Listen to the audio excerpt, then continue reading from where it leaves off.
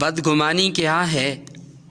تو یاد رکھیں، بدگمانی دوسرے کے صحیح عمل کو غلط رخ سے دیکھنا، دوسرے کے قول اور عمل کے سفید کاغذ کو اپنے سیاہ رنگ سے رنگنے کی کوشش کرنا، اپنی کالی عینک کی وجہ سے کسی سفید چیز کو بھی کالا قرار دینا، دوسرے کے فعل سے متعلق منفی احتمال کو بلا دلیل ترجیح دینا، دوسرے کے کردار کی سفیدی پر اپنی کالک ملنے کی کوشش کرنا اور اپنی منفی ذہنیت کا ثبوت دینا۔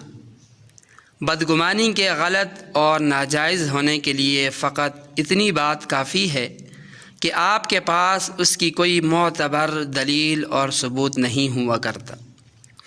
ہمیں اس بات سے ڈرنا چاہیے کہ اگر قیامت کے دن ہم سے اللہ تعالیٰ اس بدگمانی پر دلیل اور ثبوت کا مطالبہ کر دیں تو ہمارے پاس کیا جواب ہوگا۔ اس لیے کسی سے بدگمان ہونے سے پہلے یہ اچھی طرح سوچ لیں کہ اس کا انجام کار انتہائی خطرناک ہونے والا ہے۔